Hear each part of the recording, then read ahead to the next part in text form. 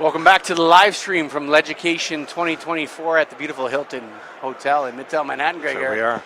It's presented by the DLFNY. That's right, the design. What does that stand for? Design Lights Federation of New York? I don't even know. Designers Lighting Forum. Well, there you go. New York. That's right. I don't even know. I don't know what the acronym stands for. Thank you, Billy, for showing up. I'm here for you.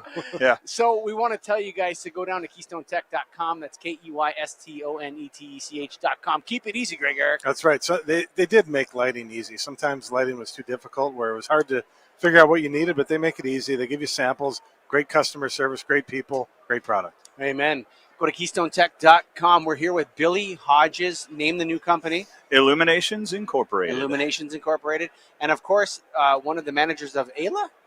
Yes, co-founder. Co-founder and manager of the American Association of Independent Lighting Agents. Well done. I remember that. AILA.com. AILA.org or AILA.com? That's right, lightingagents.org. Lightingagents.org. Check it out. All right. Billy, this place is packed, brother. It is insane. It's one of the greatest shows anywhere. It's been true to its organized by representative roots from the very Designers Lighting Forum. Originally put on LEDucation because LEDs were such a crazy, challenging thing to get a handle on, and to do real lighting with LED was something, I remember thinking, I just want to wake up 5 years from now when all these things work. Sure. It was longer than 5 years. Yes, it was. Does it work now? Yes. Most of it works pretty good now, but it's been a long time coming. And so this was all about educating the New York specifier originally around how to use LEDs. And it's great. I got a theory. I think at this place, these are lighting people that are here, buddy. Yep. Like, I don't care where you're a distributor, you're an agent, you're a specifier, you're a designer. This place is packed with lighting people. Yep. And it's run by lighting people. Yep. So amen to that. How's that? For sure.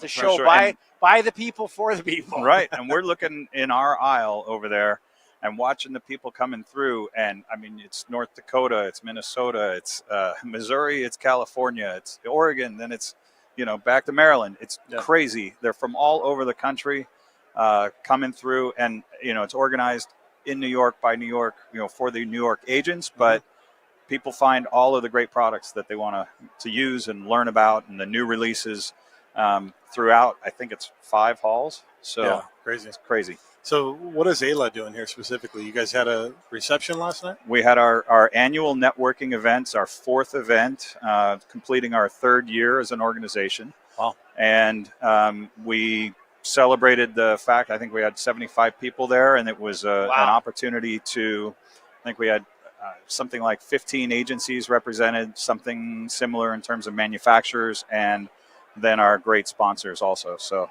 Now, because you were late, I'm going to invite you to look at the camera right there while you're talking, Billy. Thanks for being on time. I'm going to keep looking at you guys. He'll do whatever he wants. All right. So, tell me about what an agent is. If somebody wants to be an agent, if somebody's wondering what an agent is, what is a lighting agent? Well, if I'm talking to somebody who doesn't know anything about our business, I talk to them like they are, like we are brokers. People understand insurance brokers and other kinds of brokers, where we're helping to bring all different types of lighting products to the market, and then in many cases, helping to put together a whole package of materials to deliver to a project. In other cases, like often here in New York, it is very specific which product is being specified, and we're here to help that product get to the project. And so, when you select companies you work with, is it about the product or the people? I know you're going to say both, but for real, come on. Well, what is it? So it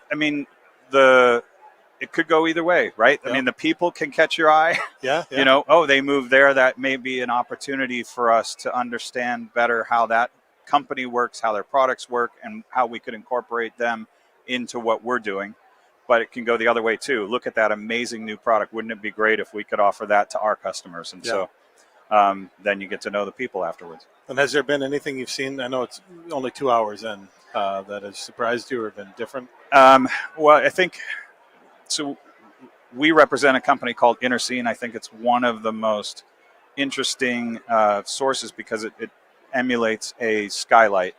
And you can actually see the sun move from one fixture to the next with you. and it's all by optics. It's a static fixture. It's based on where you are compared to the fixture, how you see the sun.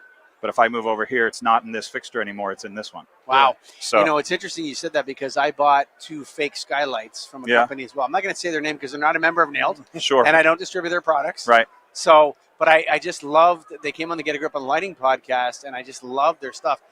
That, the person back in Toronto, so we have 2 producers on either end. We have a producer here at Hilton Head and one back in Toronto that's distributing this show on all sorts of live stream.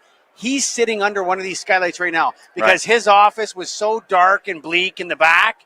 And I said, you know, I'm going to buy this guy a $5,000 light fixture to put in his office. Yeah. And I did. It makes a huge difference, actually. You can't. You look in that room from the outside with the door open, you think it's a skylight in the ceiling. It is, right. Yeah, it's that convincing when you have this kind of technology.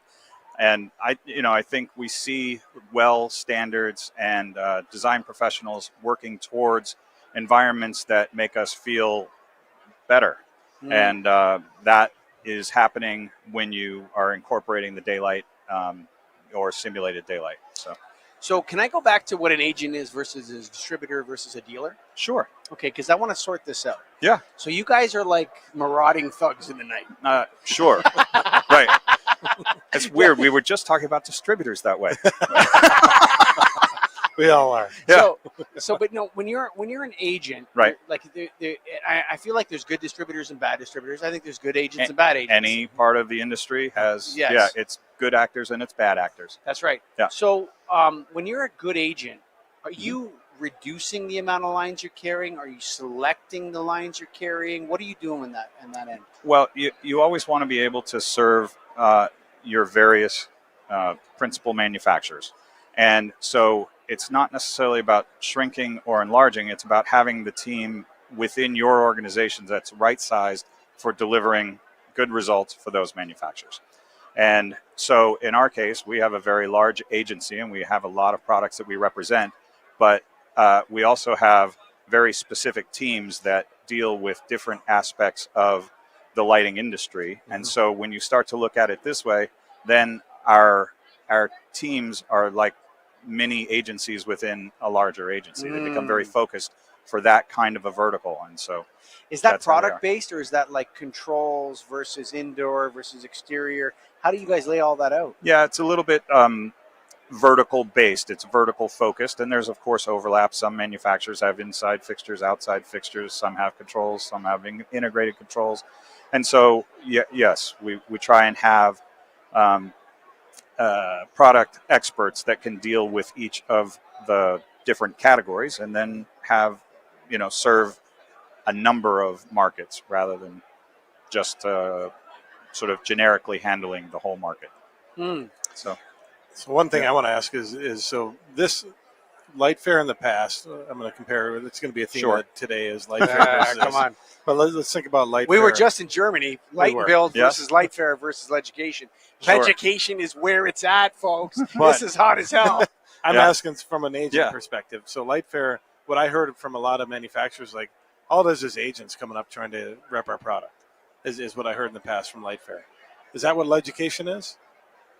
So I think LEDucation has a good educational component. I think one of the things that light fair struggled with over the years was that the designers they did have there, the professionals from the design community, often were speaking in seminars, attending seminars, knocking out their CEUs, which left a whole, many of the more commercial professionals in lighting to be working on the floor with the manufacturers. And that's happening here to some extent, but they also have the virtual classes with LEDucation, which I think is great because that allows people to both do the classes and get to see all the manufacturers that have worked so hard to get their products here ready for this, debut. So, I want to go back to one more thing about the difference between agents, distributors, and dealers, because I think it matters in 2024. Okay. In 2014, if you had to come to me and said, I'm an agent, I think I knew what you are. Okay. Right? Right. I'm a distributor. You have a warehouse with light bulbs in it. Right. Right? Sure. And now you have agents with warehouses with light bulbs in it, and you have distributors with no warehouses. Right. And calling themselves distributors. Correct. Does a distributor, in my mind, a distributor stocks product in a warehouse. Mm-hmm. An agent and can represent different lines of manufacturers. An agent represents manufacturers on the specification end of the market, Sure. and sometimes has a warehouse with light bulbs in it. Sure. Is that fair? So I think what you're exploring here is that there's the identity of the business and the various roles that they may be trying to fulfill in order to increase their business. Exactly. Right? And they're calling themselves an agent, but really they're a distributor. And then there's distributors that are calling themselves a distributor, but they're really an agent. Sure. I mean, back when I was a regional 20 some years ago, there were opportunities to work with agents who had stocking warehouses, and it was just because it was more convenient, faster shipping, whatever, for those markets that they would offer that service. And as a result, they had multiple different paths to revenue going on within their building. Yeah. If an agent has stock, that's owned by the manufacturer. Okay. If a distributor has stock, it's owned by the distributor. Sure. Okay. Is that a fair line in the sand? So I don't know that we're going to get to a line, which is that, but I think that it makes some sense the way you're describing in terms of if I want to put more people into a distinct bucket rather than into organizations that have both things going on. I'm trying to decide if someone's an AILA member or a NAILED member. That's what I'm trying to decide. Sure. Right? Because we have so many applications to NAILED now that people that were like, well, you can't join NAILED. Right. And they're like, why can't I see. So why can't I join NAILED? Well, you don't have light bulbs in a warehouse. This is the root of your my question. The root of your question is about deciding how to manage membership. Yes. Yeah. Like it's like you should join AILA. Sure. Right? It's like that's what and you should join NALMCO. Right. Or whatever, right? And people are like, well, no, we want to join your association. It's like, well, you can't. Right. Right. Right. So there's no restriction on having a warehouse and being a member of AILA. There's a restriction in NAILED. I understand you that. Have to have you have to have a warehouse with light bulbs. Right. And ultimately, an agent that is factory owned, where the commission checks are going back to a factory, from other manufacturers back to a factory. Sure. That's really the main distinction for independent agent, right? And then folks that are direct selling only are obviously not going to be agent members of AILA. You could be a sponsor, but yes, you can be an associate member Correct. of NAILED, but that means you can't sit on the board, you can't vote. Correct. On any of the decisions, right? Correct. So for us, people are like, well, why don't you make NAILED as big as possible? And we're like, because we represent independent lighting distributors. Right. We're servicing a constituency. Exactly. Right. And we don't want to change that because that changes who we are. Right. Right. You should be a member of AILA. You should be a member of NALCA. Right. You should be a member of IALD. There's lots of places for your home for you to go. Right. Yes. Outside of NAILED. Outside of NAILED. Right. Yes. But people get very upset. Sure. They can't give their money to the organization and have access to everything that NAILED offers. Yeah, you wouldn't believe how upset people get. Yeah. It's crazy. We told Aaron the other day, tell them to join NALMCO. Right. They're a contractor. Understood. Right. You understand what I mean? We don't have a lot of contractors knocking on our door, so that makes it easier for us. We're in between for everybody. Yeah, right? sure. Well, listen, this place has got a great vibe. You want to plug any websites while you're on the live stream here, Billy? Well, certainly, now that I've started working with Illuminations Inc. is a place that is for everyone in New York and New Jersey and Philadelphia. And then the lightingagents.org website is the home of the American Association of Independent Lighting Agents. And so thanks very much for having me and having this conversation. Well, I'm just going to bring one more. All right, here we go. I thought I was free. One more minute. You're almost out. We just had Avi Moore from More Lights on. He's starting the Lighting Designers podcast. Okay. I saw that you have 2 episodes. Yeah.